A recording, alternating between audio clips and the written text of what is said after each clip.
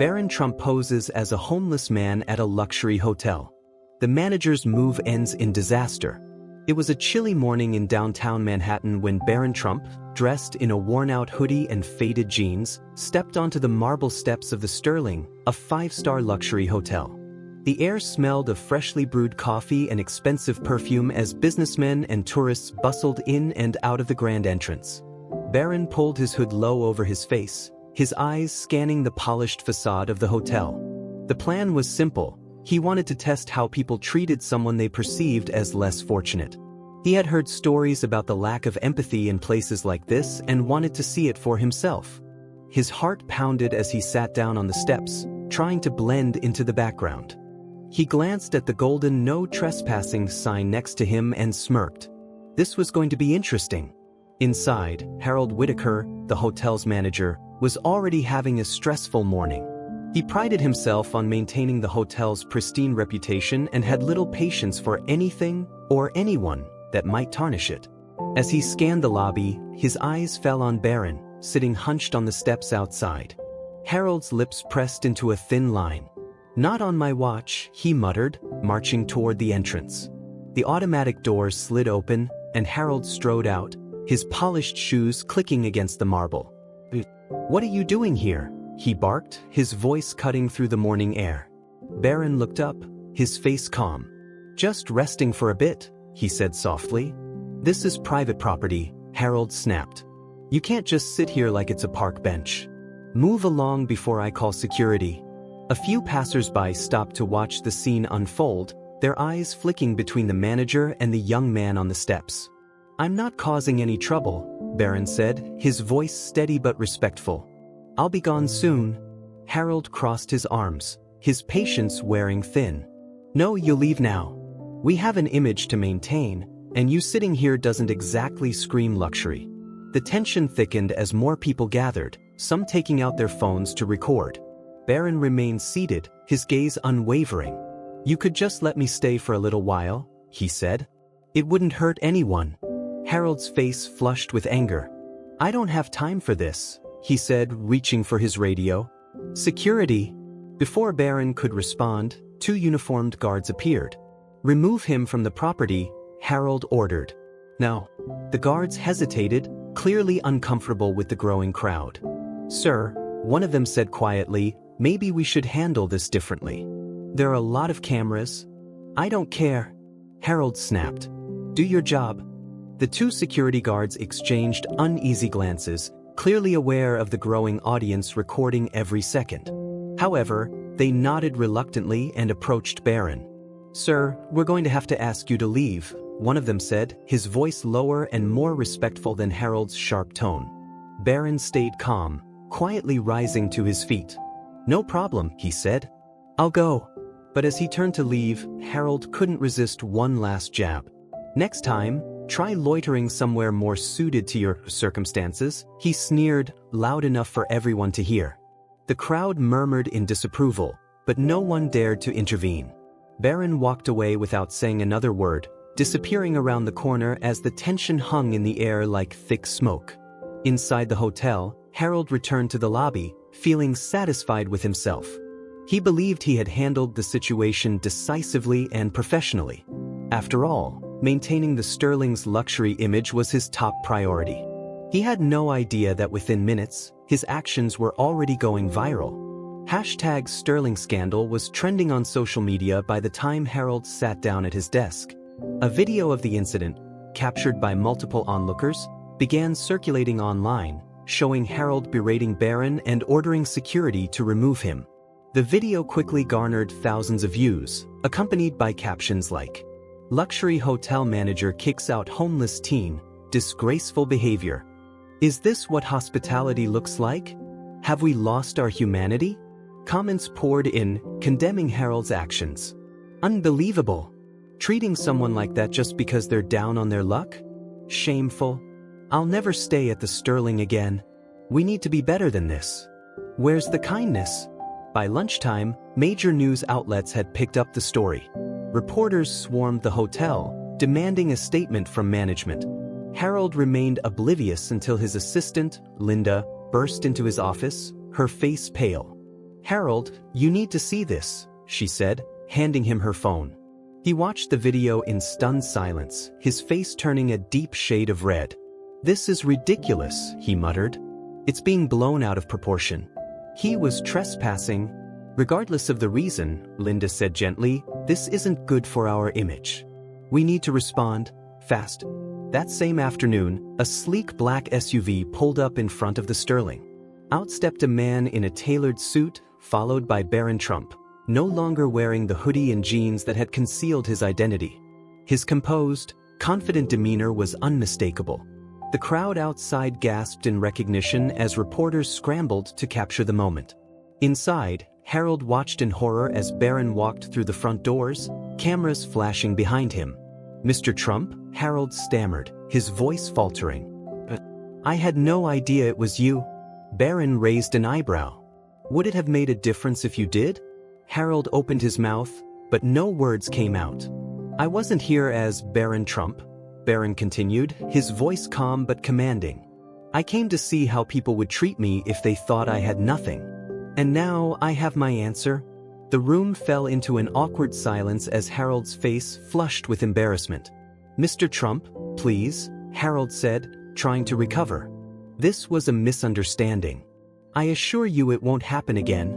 "It shouldn't have happened in the first place," Barron said. "No one should be treated that way, regardless of who they are." By now, a press conference had formed in the hotel's lobby. Reporters shouted questions, eager for a statement from Barron.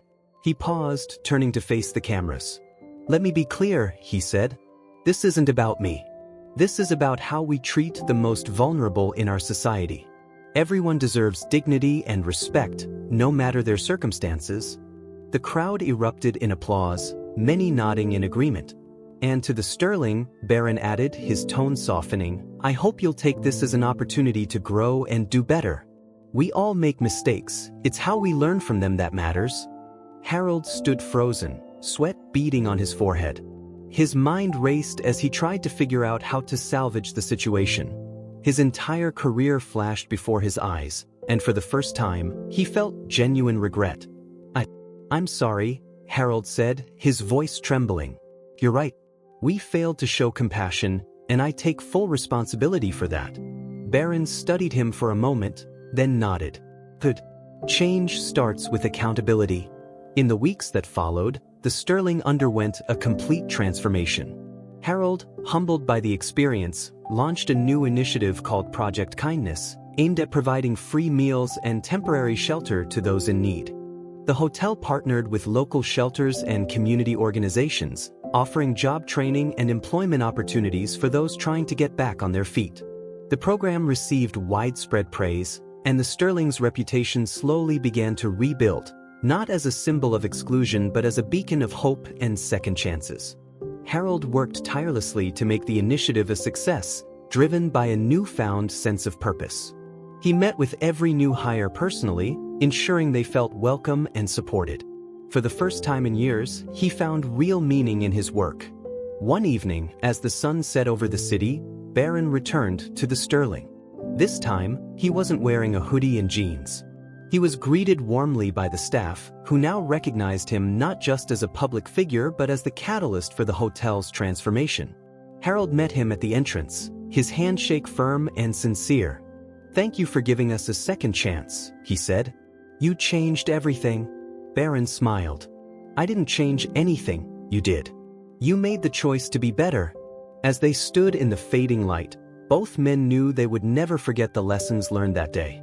Because sometimes, it takes a little humility and a lot of courage to become something greater than you ever thought possible. The change at the Sterling was nothing short of remarkable. What had once been an elite fortress of exclusivity transformed into a symbol of growth, redemption, and compassion. Harold's initiative, Project Kindness, became a cornerstone of the hotel's operations. Every staff member was trained not just in hospitality but in empathy and understanding. The focus was no longer on maintaining an image. It was on creating a genuine sense of community. The once intimidating marble lobby became a gathering place for people from all walks of life. Business professionals mingled with local artists, tourists chatted with community volunteers, And guests often left with more than just a great meal, they left inspired. Harold, who had once measured success in 5-star reviews and profit margins, found himself deeply invested in the stories of the people he served. He listened to their struggles, celebrated their victories, and learned something new from each of them. One day, a woman named Diane walked into the hotel with 2 young children in tow. She looked nervous, clutching a worn-out bag in one hand while trying to calm her restless son with the other. Harold approached her with a warm smile. "Welcome to the Sterling," he said gently. "How can I help you?" Diane hesitated before speaking. "But I heard about your program," she said. "I lost my job a few months ago, and we've been staying at a shelter. I'm trying to get back on my feet, but it's been hard." Harold nodded, his heart aching at her story. "You're in the right place," he said. "We're here to help." Within days, Diane was hired as part of the hotel's kitchen team. She worked tirelessly, grateful for the opportunity. Slowly but surely, she began to rebuild her life. A few months later, Harold received a letter from her. "Thank you for believing in me when no one else did," it read. "Because of this chance, I was able to save enough to move into a small apartment with my kids. We have a home again. I'll never forget what you did for us." Harold folded the letter carefully, placing it in his desk drawer alongside others he had received from people whose lives had been changed by Project Kindness. Each letter was a reminder of how far he and the hotel had come. Barron Trump kept a close eye on the Sterling from afar. Occasionally, he received updates from Harold or watched news stories about the hotel's ongoing transformation. One day, he decided it was time to return, not as a guest, but as a silent observer. Dressed in casual clothes, Barron strolled into the hotel lobby. He was greeted by a young receptionist who didn't recognize him but welcomed him with genuine warmth. "How can I help you today, sir?" she asked, her smile sincere. "I'm just here to look around," Barron said. "I've heard a lot about this place." "Well, you've come to the right spot," she said.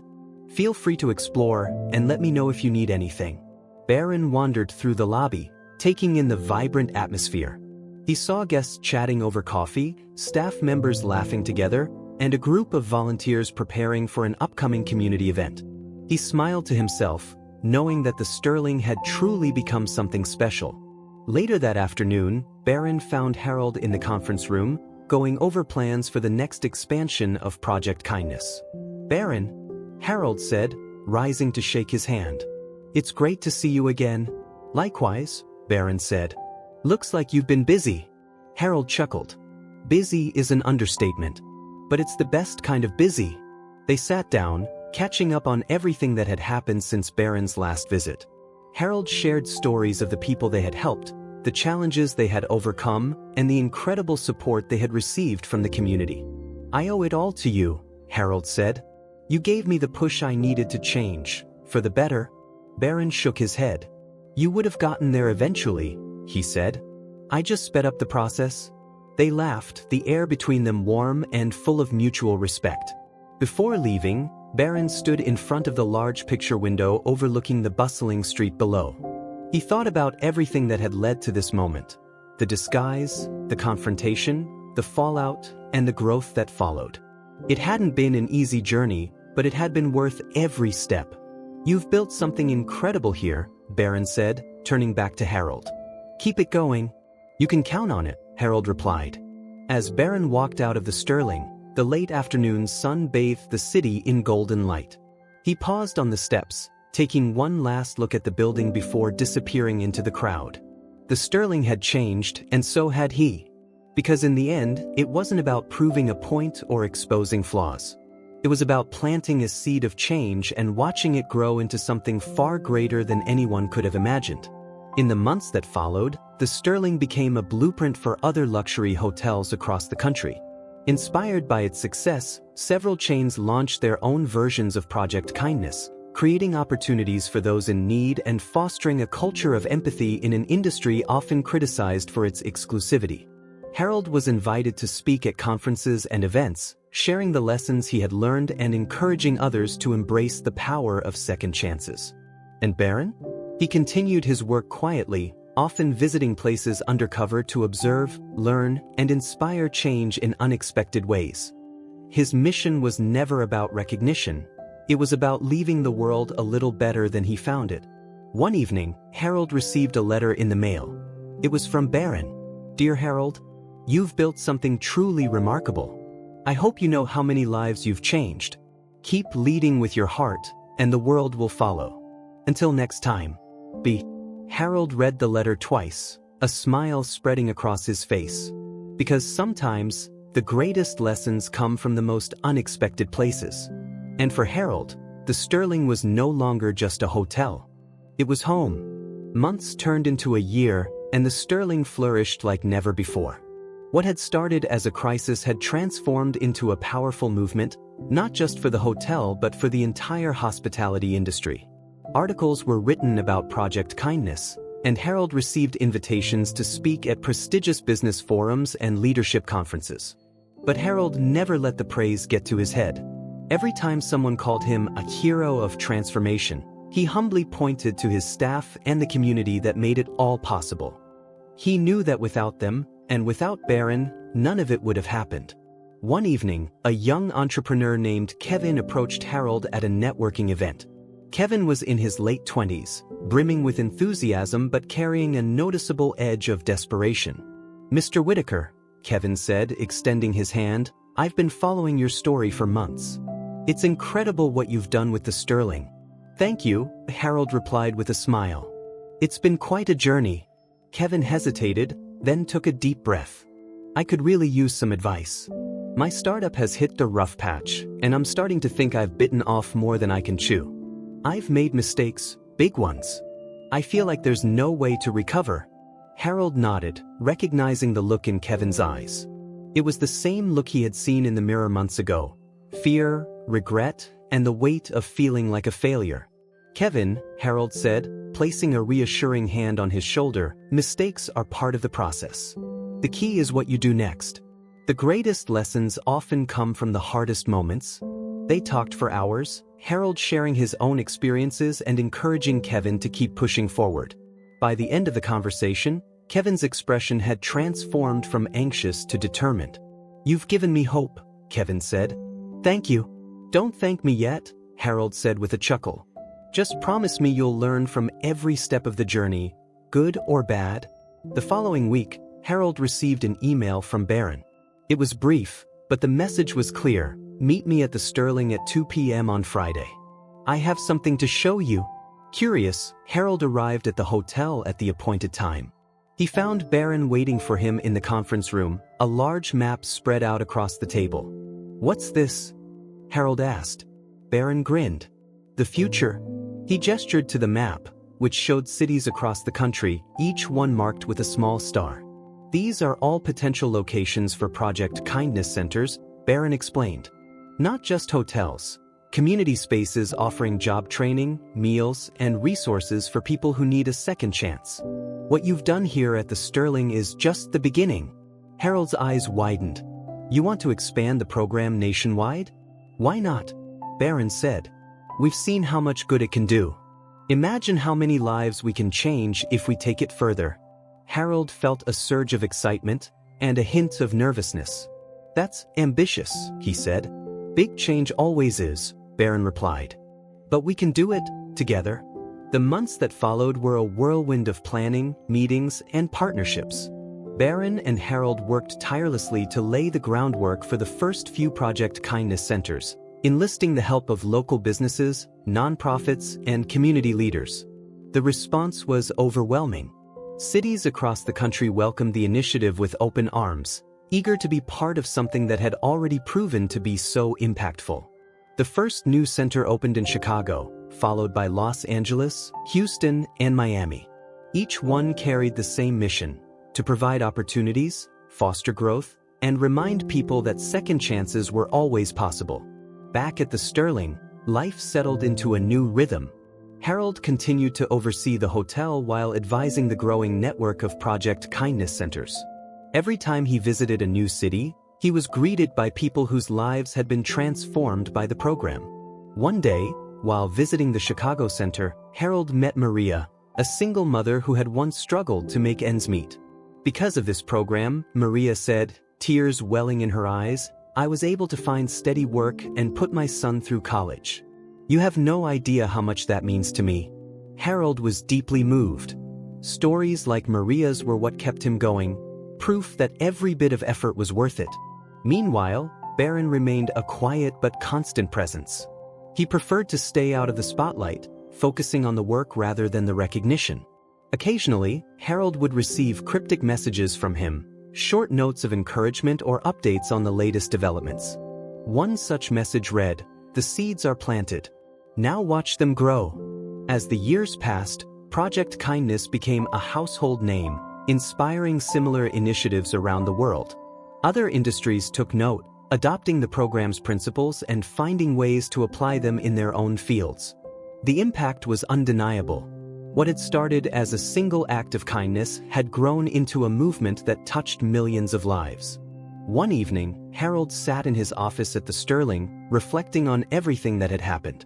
The walls around him were filled with photos, snapshots of the journey, letters from people whose lives had been changed, and framed articles documenting the success of Project Kindness.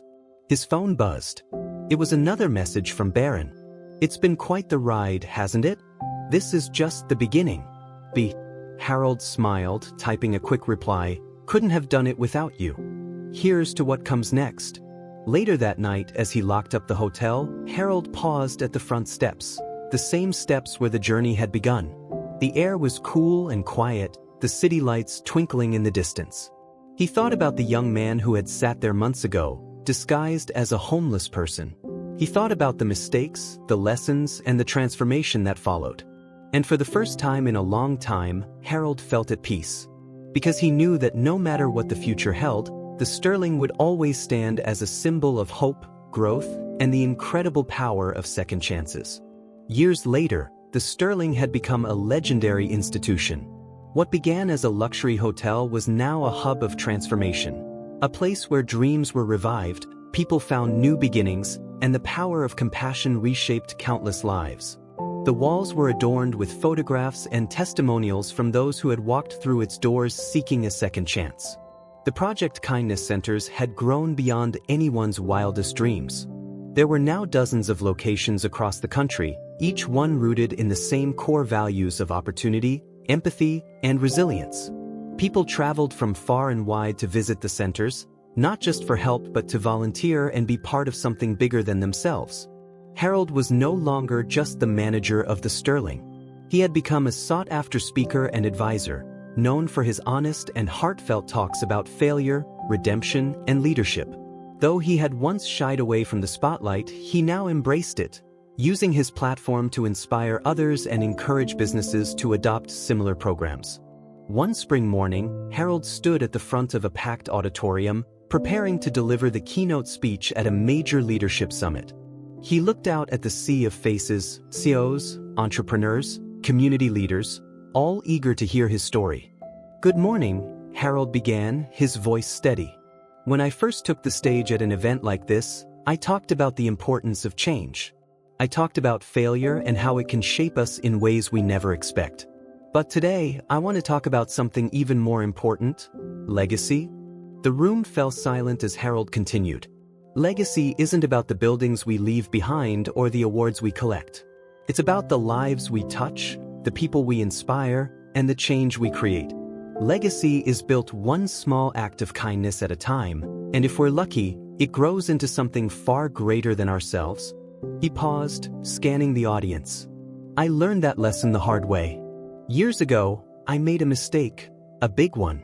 But that mistake led to something beautiful. It led to a movement that changed lives and gave people hope. And it all started with one person who reminded me that everyone deserves a second chance." The audience erupted into applause, many rising to their feet.